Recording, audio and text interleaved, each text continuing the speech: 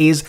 Did Donald Trump just October surprise himself? Trump's horrific, racist, weird, Nazi-esque rally at Madison Square Garden is already backfiring big time, and Trump did not only do damage to himself, but to the entire Republican Party. Republicans running in key races across the country are now panicking after Trump offended key voting groups with just days before the election. This as Vice President Harris continued to deliver her message to voters in Pennsylvania. It all began when a comedian named Tony Hinchcliffe spoke at Donald Trump's event in New York City and called Puerto Rico a floating island of garbage. Watch this. A lot going on. I don't know if you guys know this, but there's literally a floating island of garbage in the middle of the ocean right now.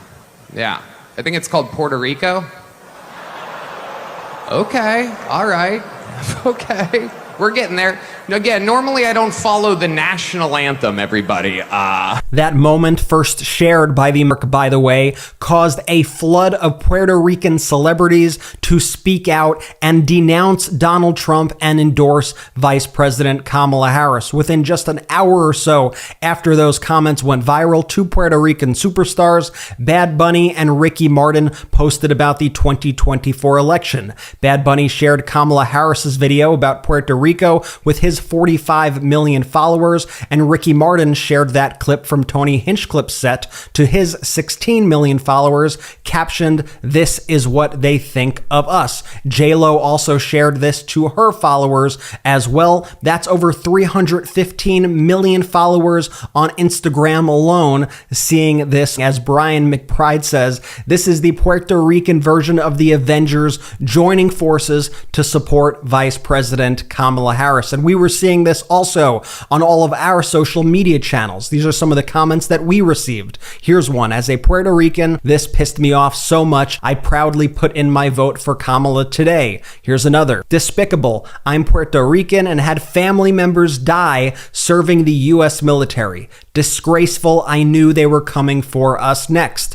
Another. I showed this video to my father, a Trump voter. He is now voting for Kamala Harris. Here's another comment. As a Puerto Rican, I am appalled for the way he talked about my beautiful island. I am glad I vote blue. I wish him the day he truly deserves. Here's from Chef Jose Andres. This is what Donald Trump and his people believe about Latinos and Puerto Ricans and Haitians and Mexicans, and actually about anyone that is not like them. Kamala Harris will support Latinos and will work hard to be a president for all Americans. And I just want to give you the breakdown of Puerto Ricans by state, because this could have major ramifications on the 2024 election. In Pennsylvania, there are 450,000 Puerto Ricans. In North Carolina, 100,000. In Wisconsin, 65,000. Michigan, 50,000. In Florida, 1.1 million. In New York, 1 million. In Texas, 230,000. In Georgia, over 100,000. These are big numbers of voters who are now pissed off at Donald Trump, and they are mobilizing already to go to the polls and vote for Vice President Kamala Harris. And I want to show you this stark difference right here. Here's the Trump campaign versus the Harris campaign on Puerto Rico on the same day. This happened, both these moments happened on Sunday. Watch this.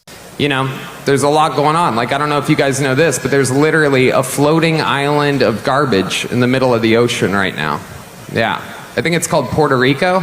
Puerto Rico is home to some of the most talented, innovative, and ambitious people in our nation. And Puerto Ricans deserve a president who sees and invests in that strength. I will never forget what Donald Trump did and what he did not do when Puerto Rico needed a caring and a competent leader. He abandoned the island, tried to block aid after back-to-back devastating hurricanes, and offered nothing more than paper towels and insults. And now Donald Trump promises to be even more extreme, talking about using the military against his political enemies and being a dictator on day one. Puerto Ricans deserve better. As president, I will always fight for you and your families, and together we can turn the page and chart a new and a joyful way forward. And by the way, those were not the only comments that this Trump rally speaker said about Puerto Ricans and about Latinos. Here's another example from his speech. Watch this. Believe it or not, people, I welcome migrants to the United States of America with open arms. And by open arms, I mean like this.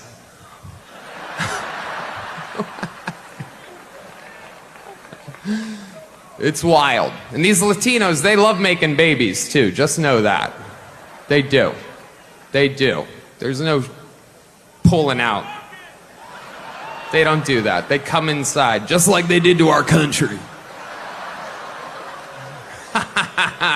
Just vile stuff. And at the same time, coincidentally actually, Kamala Harris was unveiling her agenda for Puerto Rico in Philadelphia, Pennsylvania. She presented her proposals to strengthen the economy, rebuild the power grid, and provide benefits to the island. She stopped by Freddie and Tony's restaurant. It's a decades-old Puerto Rican restaurant in North Philly, where she said that she would have a Puerto Rican Opportunity Economy task force in her administration to deal with these sorts of issues. Republican politicians who are up for election, especially those in areas with high Puerto Rican populations, were immediately panicked after Donald Trump's statements went viral. Here's Rick Scott, who's running for U.S. Senate in Florida against Democrat Debbie Mucarsel-Powell. He took to Twitter to write the following. This joke bombed for a reason. It's not funny and it's not true. Puerto Ricans are amazing people and amazing Americans. I've been to the island many times. It's a beautiful place